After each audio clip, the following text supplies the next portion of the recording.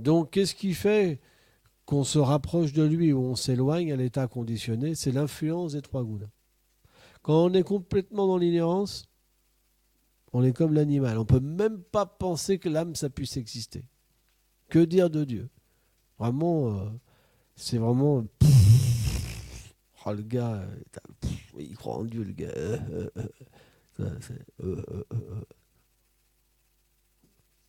On se lave pas. Ces grosses ronflettes. 14 heures par jour. Travailler, c'est dur, tout ça. La passion, c'est l'espoir matériel. Enfants, femmes, famille. On base notre vie là-dessus. C'est la passion. Passion, ignorance. Donc, on peut même accepter avec un peu de vertu Dieu pour sa famille et ses enfants. Mais c'est pas prépondérant. C'est pour notre famille.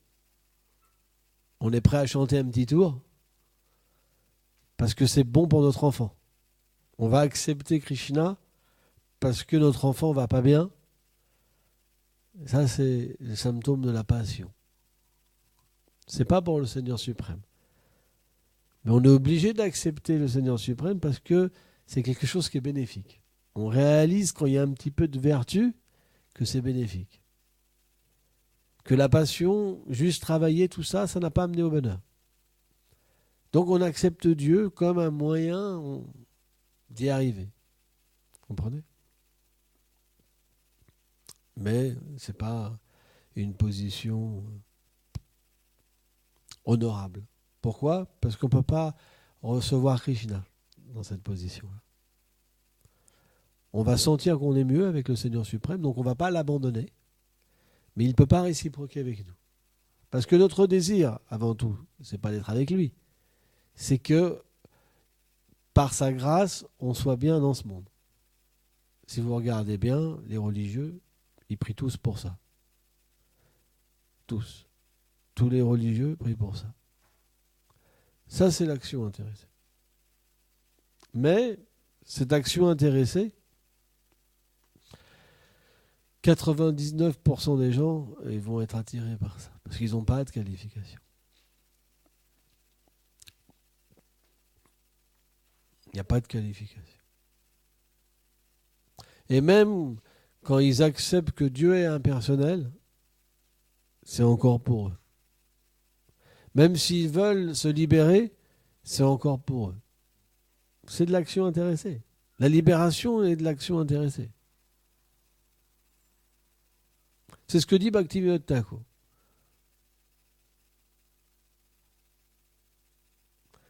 Bien qu'on ne devrait pas, quelque part, parce qu'il y a 3 niveaux d'action, karma, gyan, bhakti. Donc le karma, c'est l'action intéressée.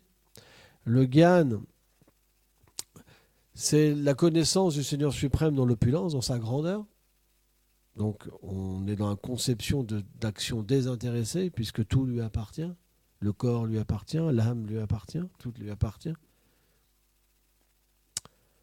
Mais ceux qui veulent se libérer de ce monde, sans comprendre leur relation éternelle avec le Seigneur suprême, c'est encore de l'action intéressée. Vous comprenez? Donc la seule position qui est louable pour nous, c'est Bhakti. C'est pour ça qu'elle est légitime. C'est pour ça que Chaitanya Mahaprabhu a dit Jiva Swarupa Krishna, Krishna, Krishna. Il a dit que la position éternelle de l'être vivant, c'est d'être un serviteur de Krishna. Parce que c'est légitime. Si on regarde toutes les autres voies, elles ont tous comme but de combler des désirs liés à l'oubli de notre relation avec le Seigneur suprême.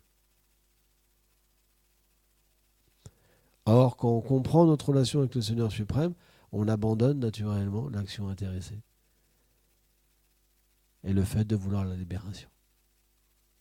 Parce qu'on comprend que c'est 2 états illusoires et que si on est intéressé une par l'autre, alors on ne peut pas développer la bonne humeur pour rencontrer le Seigneur suprême. C'est pour ça que quand on est dans l'action intéressée et dans la voie du gyan, naturellement, il y a une souffrance. L'âme souffre. Parce qu'elle ne peut pas être satisfaite. Parce que sa nature ne peut pas se manifester.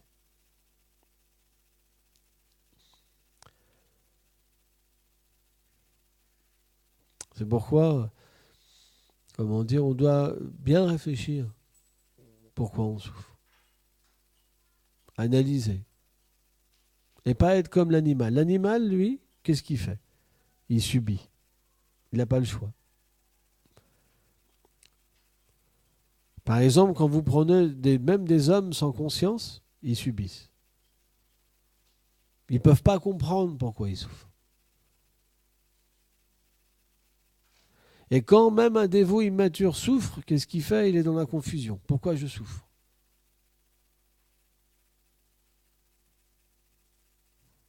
Donc c'est pourquoi on doit étudier. Alors on pourrait se dire, mais à quoi sert l'étude? Un livre n'a jamais donné de solution.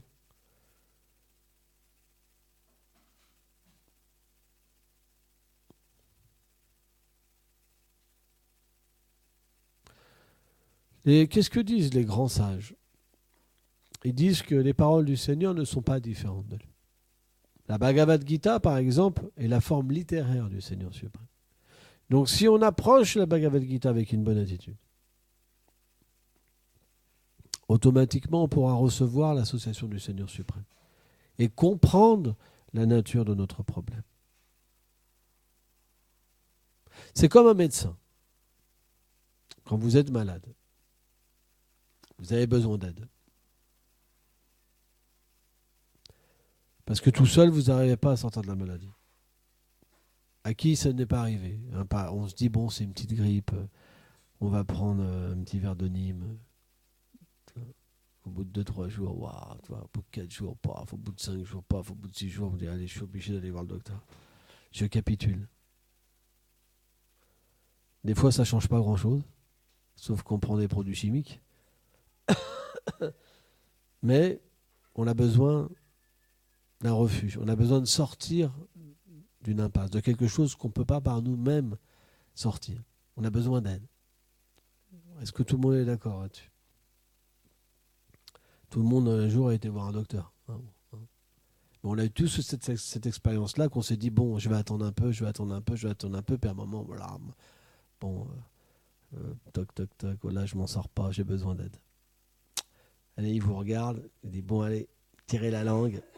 Là, je vois un gros virus. Vous comprenez? Et il vous fait une petite diète et des petits cachets qui vont bien. Et puis quelques jours après, ça va mieux. Si le docteur est compétent. Si le docteur est compétent, ça fait l'effet inverse. Plam. Mais de la même manière, quand on est dans une impasse matérielle, si on a la Sukriti Devi d'avant, qu'est-ce qu'on fait? On prie. On cherche un refuge supérieur. Parce qu'on comprend que personne ne va pouvoir nous aider. Parce que ce qui nous ronge à l'intérieur, personne ne peut le comprendre. On ressent que les gens sont simplement égoïstes et pas connectés. Parce qu'il ne peut pas avoir de connexion.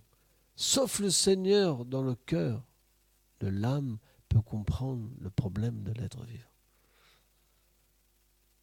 C'est pourquoi vous pouvez lire tous les livres de philosophie que vous voulez, vous ne trouverez aucune solution. Mais la Bhagavad Gita, parce que c'est celui qui est dans le cœur de l'âme, qui explique le problème, lui est le vrai docteur. C'est pour ça que ce livre est scientifique. Si vous voulez sortir de votre mental, si vous voulez sortir de votre empêtrement matériel, de vos attachements matériels, qui sont juste comme des chaînes et qui vous rendent esclaves et malheureux, alors vous devez approcher le docteur suprême, Shri Krishna. Et son représentant. Parce que le maître spirituel est le représentant du Seigneur suprême. Et l'action des deux, parce que ce n'est pas toujours facile de comprendre la Bhagavad Gita quand on est conditionné par trop d'ignorance et passion.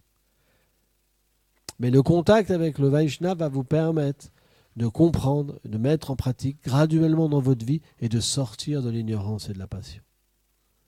Et quand vous commencez à vous établir dans la vertu, alors vous pourrez dépasser tous vos problèmes. et être fixé dans le service de dévotion. Les problèmes viendront, mais ils ne seront plus un obstacle. Ils seront une force pour pouvoir aller plus loin. Il y a des sports de combat comme ça. C'est l'aïkido? Non, je ne me rappelle plus qu'on prend la force de la personne. Je ne me rappelle plus. Mais il y a un sport spécial où vous prenez la force de la personne qui va vous attaquer et vous l'éjectez, en fait. C'est un sport particulier. Eh bien, c'est la même chose. Quand on devient fixé dans la vertu, fixé dans le service de dévotion, alors, quand l'énergie matérielle nous attaque, on a plus de force. Quand les gens vous critiquent, vous avez plus de force.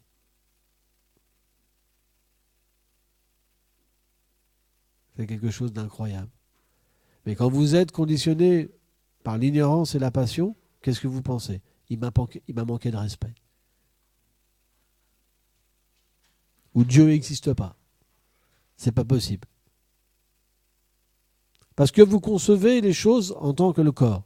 Vous pensez l'enfant, il est mort, c'est injuste. Mais l'enfant, dans sa vie d'avant, il n'était pas un enfant. Il a fait des choses. Parce que vous ne voyez pas en tant que l'âme. Le principe de la vertu, c'est Atma Tattva. Si dans un livre religieux, il n'y a pas la conception pure de l'âme, ça veut dire qu'il n'est pas dans la vertu.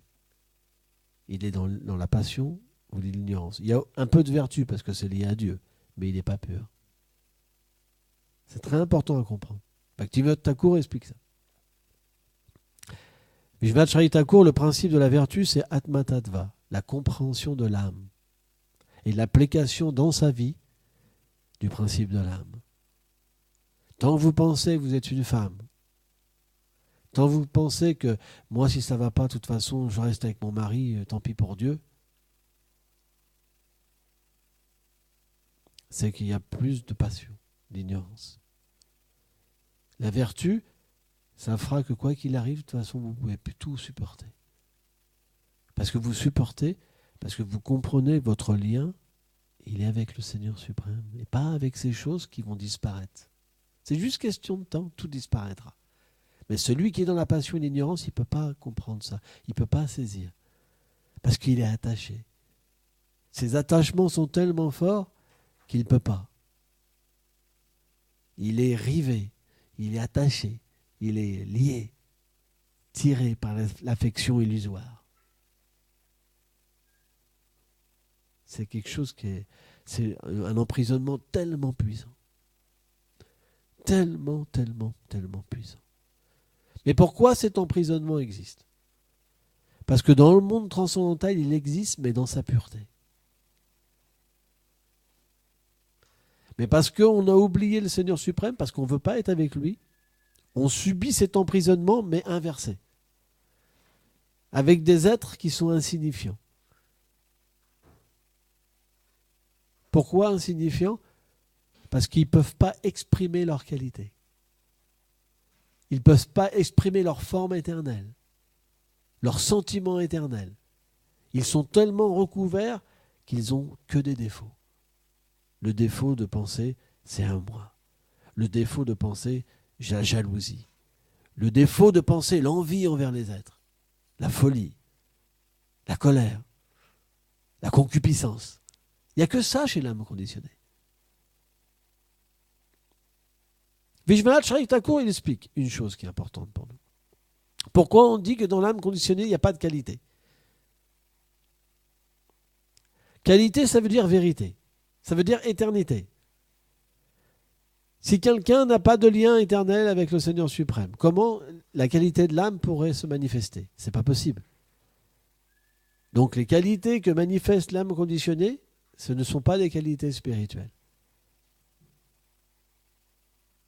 Et elle l'asservissent. Quand quelqu'un est beau, il devient emprisonné.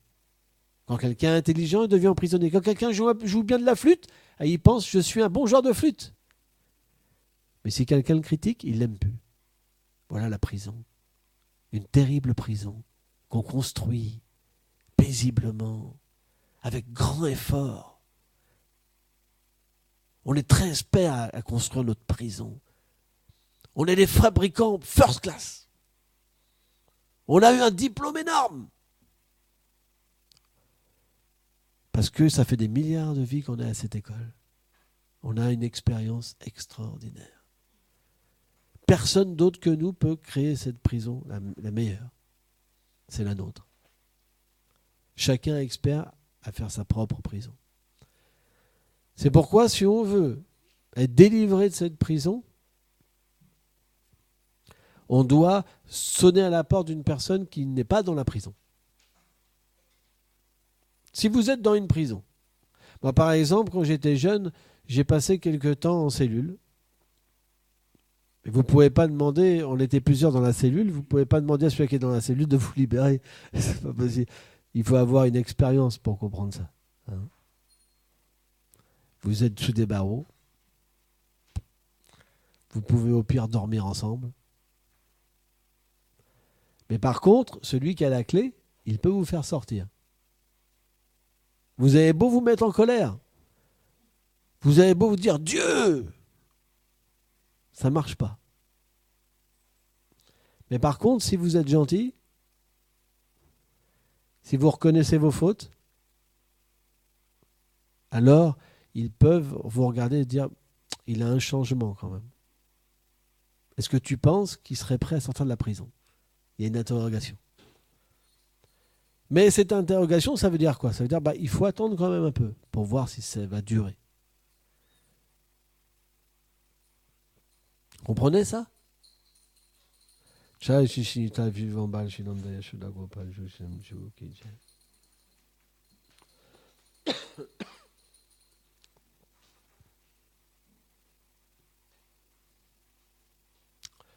De la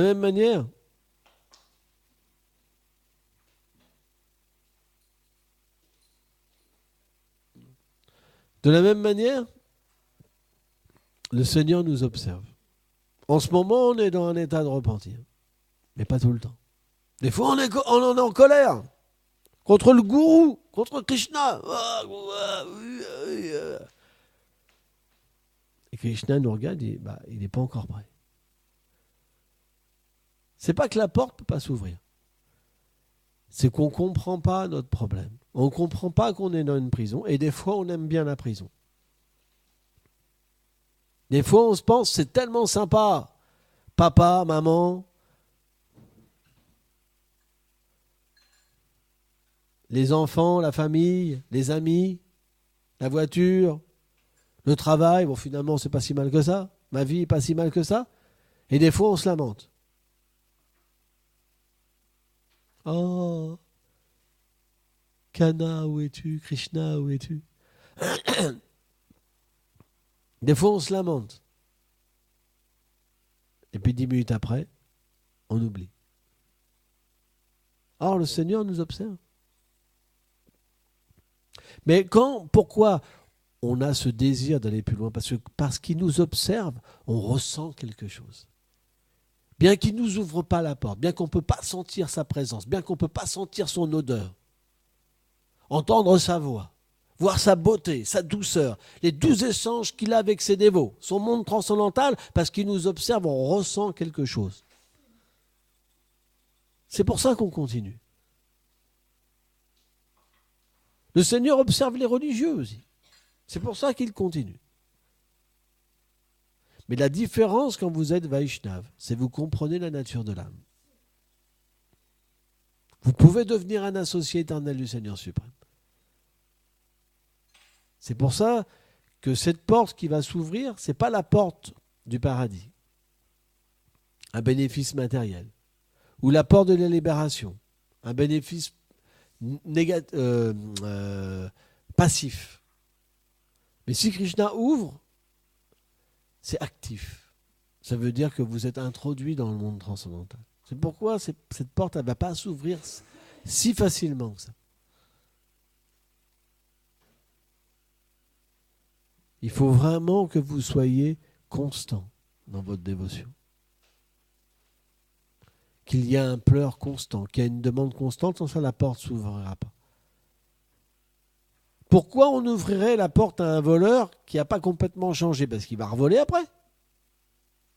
Est-ce que vous-même, si vous étiez des bons agents de police, vous libérez quelqu'un qui va refaire quelque chose de mal tout de suite après? C'est ce qu'ils font en ce moment dans la société. Hein, ils arrêtent des violeurs, ils les relâchent 2 ans après, ils reviolent. C'est une réalité. Des fois, ça se passe même 2-3 fois. C'est des scandales pas possibles. Mais vous, qui avez de l'intelligence, si vous aviez la responsabilité de faire sortir quelqu'un qui va recommencer, pas évident.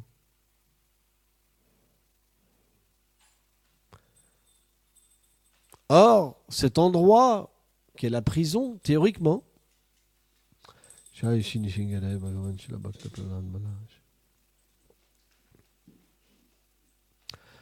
cet endroit qui est la prison, elle n'est pas un mauvais endroit. Parce que c'est pour réformer la mauvaise mentalité. Ce n'est pas un endroit qui est mauvais. Bhaktivinoda Thakur, il dit, le monde matériel, c'est comme une enclume, on met l'âme dessus et il y a les 3 sortes de souffrances qui tapent sur l'âme conditionnée. Le climat, les maladies, les êtres vivants, les problèmes avec les êtres vivants, constamment. Et à un moment, l'être vivant en a marre et il s'abandonne au Seigneur suprême. C'est comme une réforme. Parce que l'âme, elle ne peut pas souffrir. Krishna explique dans la Bhagavad Gita, elle ne peut pas être séchée, elle ne peut pas être mouillée, elle ne peut pas être coupée. Elle ne peut pas tuer, elle ne peut pas être tuée. Elle est éternelle. Elle n'a pas eu de début, pas de fin. Ça n'a rien à voir avec le principe du monde matériel. Mais nous, dans l'ignorance, on pense, oh, il souffre. C'est pour ça qu'Arjuna s'est fait reprendre par Krishna. Tu penses qu'ils vont mourir en face de toi? Tu penses qu'en abandonnant ton père, ta mère, tes êtres... Non. C'est l'enseignement de la Gita. Tu penses dans l'ignorance parce que tu ne connais pas la nature de l'âme.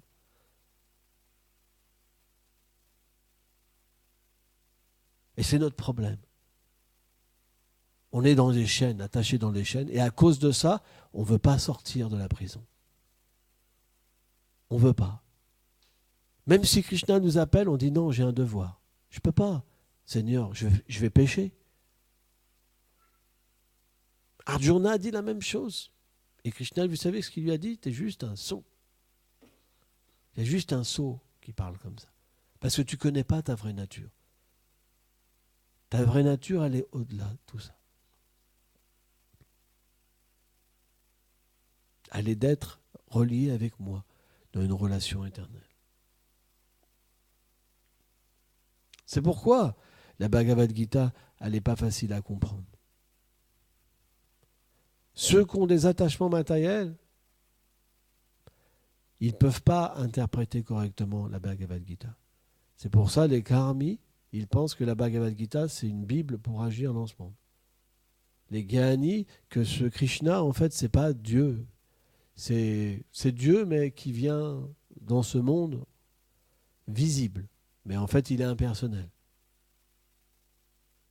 Mais c'est simplement les bhaktas qui comprennent la nature du message de la Bhagavad Gita. C'est pour ça qu'à moins de recevoir ce message à travers la filiation spirituelle, il n'a pas de puissance. C'est pour ça que les gens sont égarés.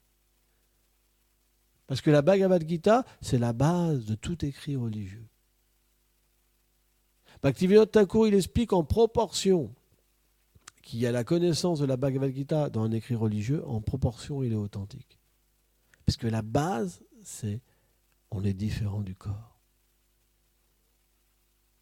La base, c'est de comprendre la nature de l'âme, comprendre la nature du Seigneur suprême et du lien qui l'unit éternellement à l'être vivant. Comprendre la nature du monde matériel. Pourquoi Satan il est apparu, à votre avis?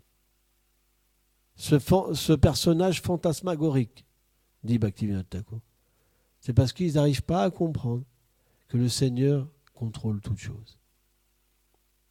Mais s'il y a une personne dans la création qui est indépendante, c'est-à-dire que le Seigneur n'est pas absolu. C'est juste un être puissant, mais c'est comme un être ordinaire. C'est pourquoi cette philosophie, quelqu'un qui pense qu'il y a quelqu'un d'indépendant, ça ne peut pas être un pur dévot. Quelqu'un qui pense qu'il y a une personne dans la création qui est indépendante, ça ne peut pas être un pur dévot. Ce n'est pas possible, parce que le principe de l'absolu, c'est que tout existe par lui et pour lui. Donc Bhaktivinoda Thakur, il dit, même s'il y a un personnage indépendant, il est mis en pouvoir par le Seigneur suprême pour une mission particulière. Or, un religieux qui ne comprend pas la nature de l'âme, quand il a un problème, il dit quoi? C'est Satan. C'est la solution à tout. C'est Satan. Satan, il nous veut du mal. Mais c'est une réalité. Vous enlevez Satan, ils vont s'abandonner.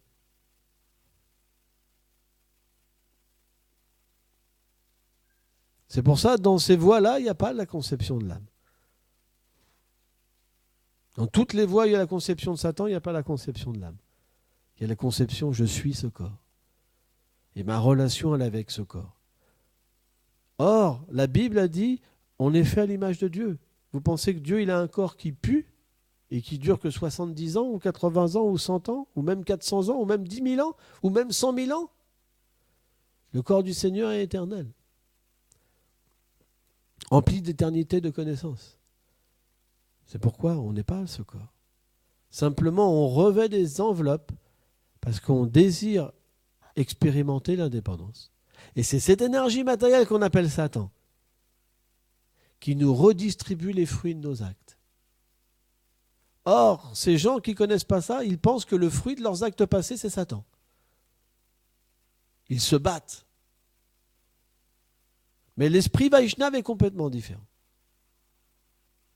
L'esprit Vaishnava, c'est quand quelque chose vient à nous, on le pense, c'est simplement le fruit de mes actes passés.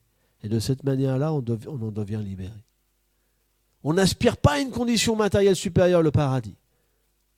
On aspire à se délivrer. Or, en acceptant notre condition, on s'en délivre. En se battant contre notre condition, on s'empêtre dedans. C'est pour ça que les gens qui sont dans l'action intéressée, ils se battent contre leurs conditions. Ceux qui sont aussi pour la libération, ils se battent aussi. Mais un bhakta, lui, il ne se bat pas, il accepte. Il est même prêt à vivre en enfer. C'est expliqué. C'est pour ça qu'on doit adopter l'état d'esprit d'un Vaishnava. Il n'y a pas le choix. Sans ça, il faut aller dans une autre voie parce qu'on ne sera pas satisfait. Si on accepte un autre état d'esprit, on sera confus parce que les fruits ne viendront pas. C'est pour ça que plein partent. Tous les jours, il y a des bhaktas qui partent parce qu'ils ne comprennent pas l'état d'esprit d'un Vaishnava. Qu'est-ce que c'est le Vaishnavisme? Vaishnavisme, ça veut dire Sharanagati, abandon. Quelqu'un qui a abandonné, il voit le Seigneur partout. C'est la nature d'un bhakta.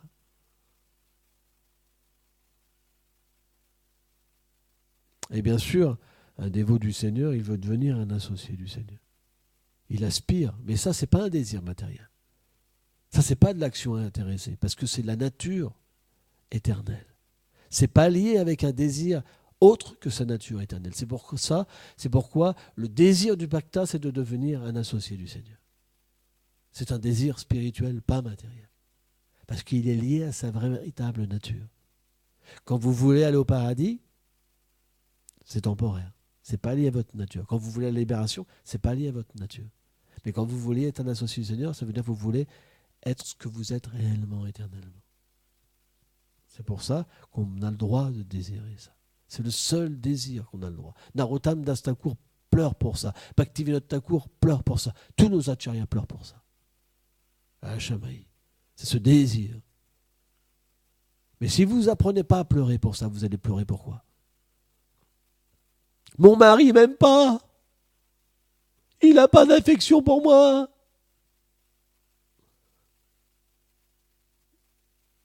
Vous comprenez?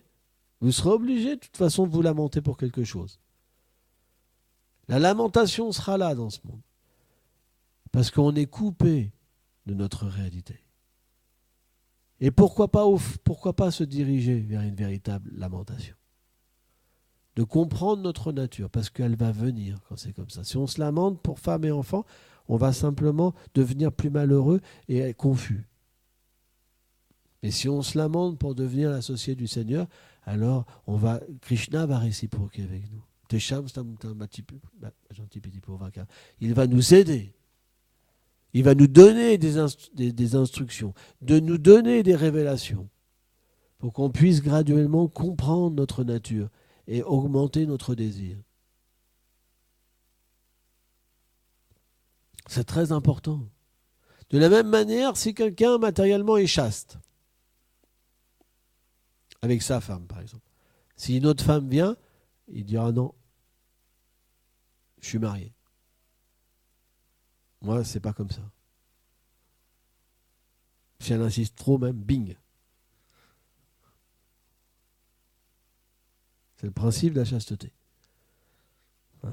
Bon, peut-être pas bing, il s'en va, quoi. C'est un petit peu violent, quoi. Non, mais je rigole, mais vous savez, il y a des gens, des fois, ils vont même vous sauter dessus. Hein. C'est comme des tigres. Ah. Donc, des fois, vous êtes obligé quand même de vous sauver très, très rapidement, même. Hein. Et bien, de la même manière, en fait, quand on comprend notre nature éternelle, il y a une chasteté. Il y a une chasteté, mais avec tout. Parce que comme notre objet d'affection devient le Seigneur suprême et qu'on affectionne tout ce qui lui appartient, alors on devient chaste avec tout.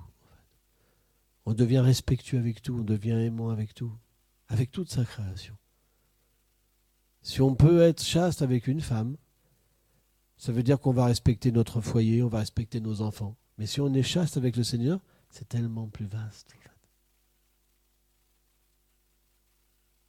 C'est pour ça que cette nature-là, elle sera toujours là, mais elle devient de plus en plus belle au fur et à mesure qu'on réalise notre lien avec le Seigneur suprême. C'est quelque chose de tellement merveilleux de progresser spirituellement. C'est tellement libérateur. Ah, c'est extraordinaire. Et plus quelqu'un est cher à Krishna, et plus on ressent de l'amour. Parce que comme Krishna est dans le cœur, on ressent que cette personne-là est chère à Krishna, on ressent plus d'amour encore. Parce qu'il y a un amour plus intime qui va venir avec cette personne qu'avec d'autres. Mais on va aimer quand même. Mais il y aura différentes saveurs qui vont venir de cette relation avec le Seigneur suprême. C'est infini. C'est pour ça qu'on est fait pour ça.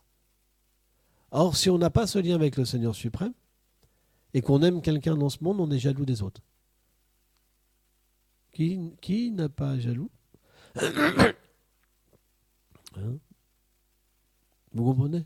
Mais dès qu'on accepte le Seigneur suprême, automatiquement, on peut accepter toutes les situations. Et parce que on est abandonné au Seigneur, le Seigneur va nous aider. Parce qu'on va tolérer pour lui, alors il va aussi arranger la situation pour que ça s'harmonise. C'est pour ça que c'est parfait cette situation. Tous les dévots du Seigneur qui vont vers cette voie de l'abandon, ils sont tout le temps victorieux. Toujours. Parce que personne ne peut perdre quand le Seigneur est dans son camp. Regardons par exemple le Mahabharata.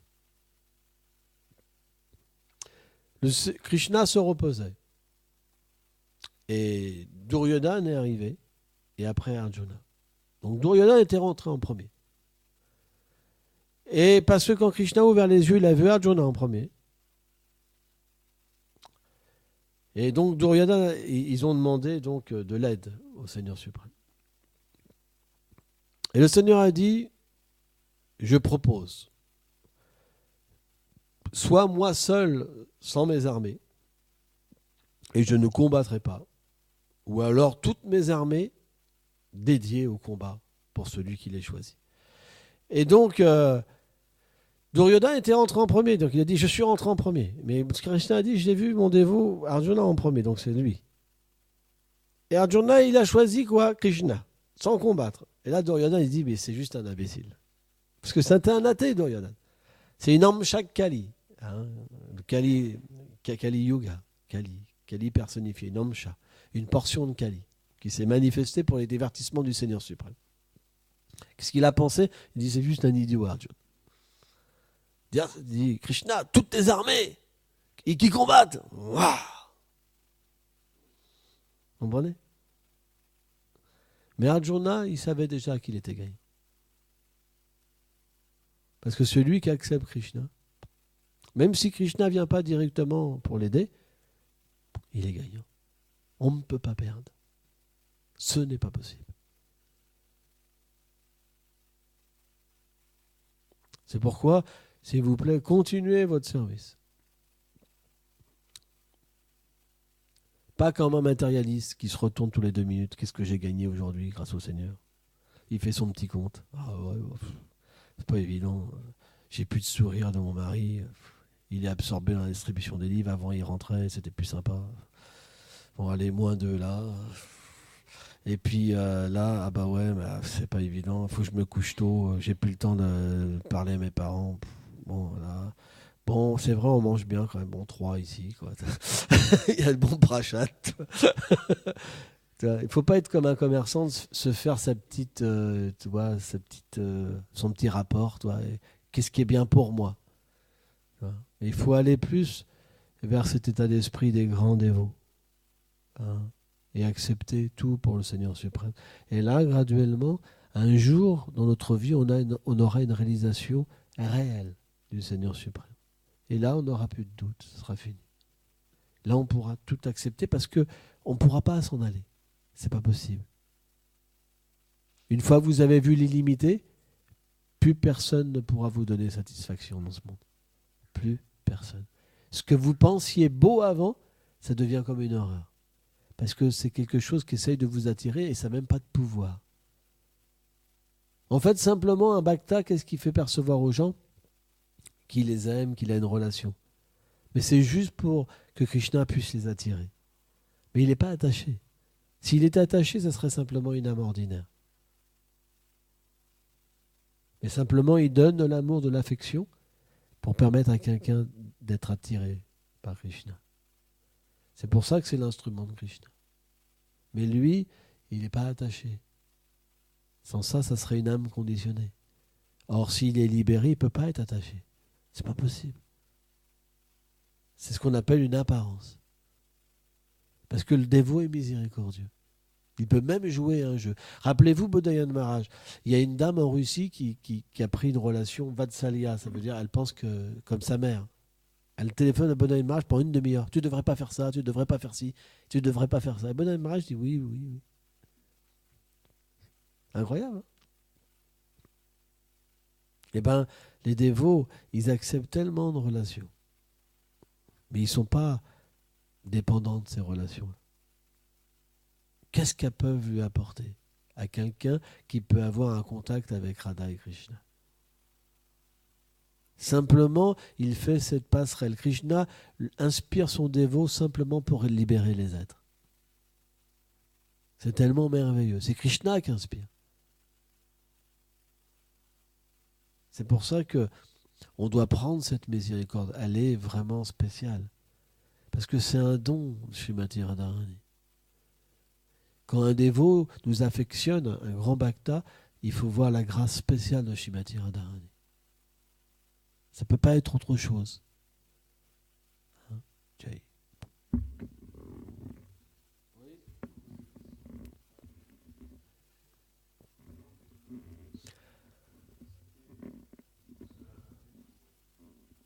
Comment développer la fixité slamentée pour Krishna?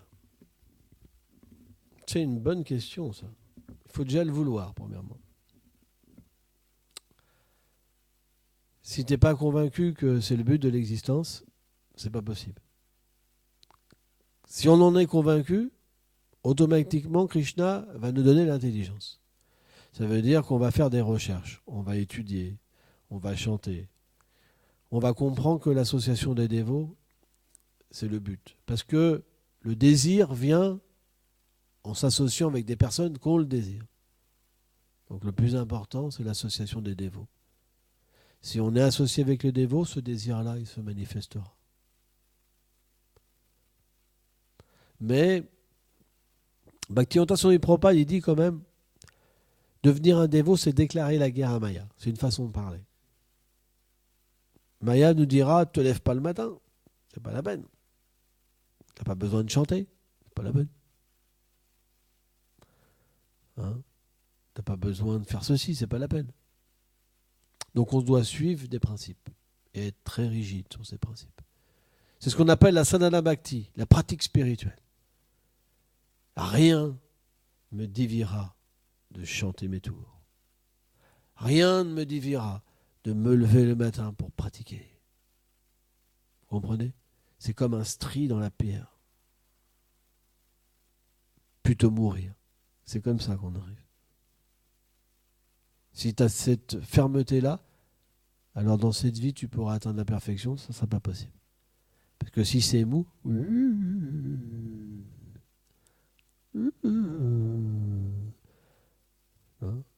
Mais au début, c'est pas possible. Il faut la compagnie des dévots.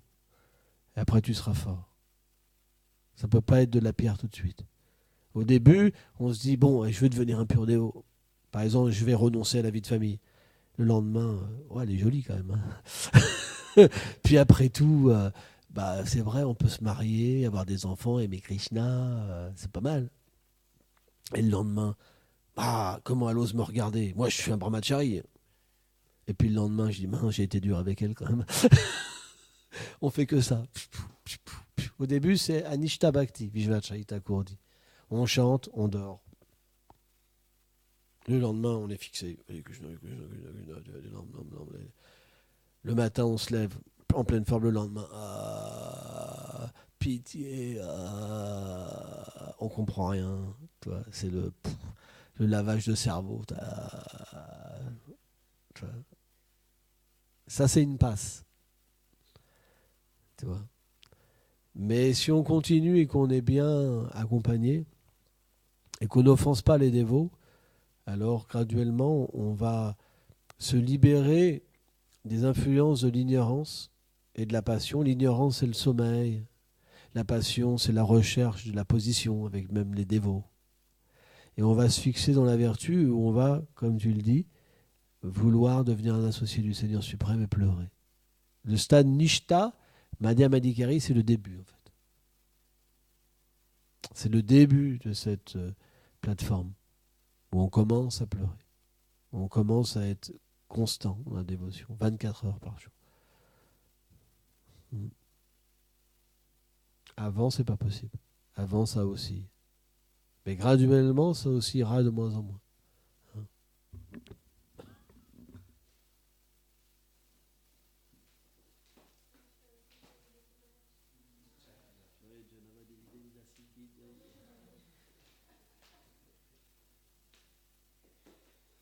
Tout le monde a de la pensée dans sa vie.